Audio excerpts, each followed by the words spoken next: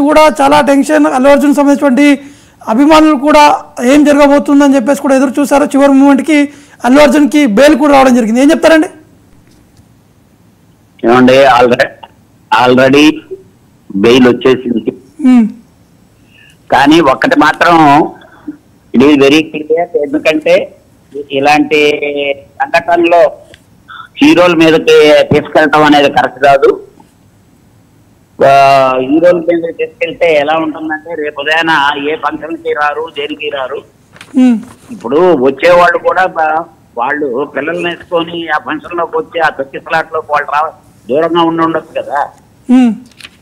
కానీ ఏదేదైనా పోలీసులు విచారించి ఎంక్వైరీ చేసి విచారించి అరెస్ట్ చేస్తుంటే బాగుండేది.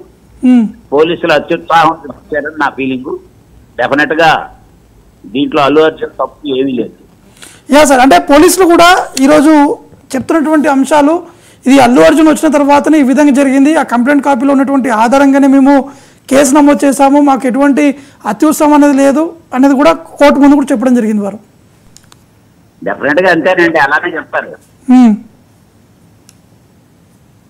Thank you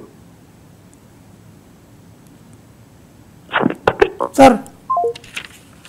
yeah okay, Rajesh గారు,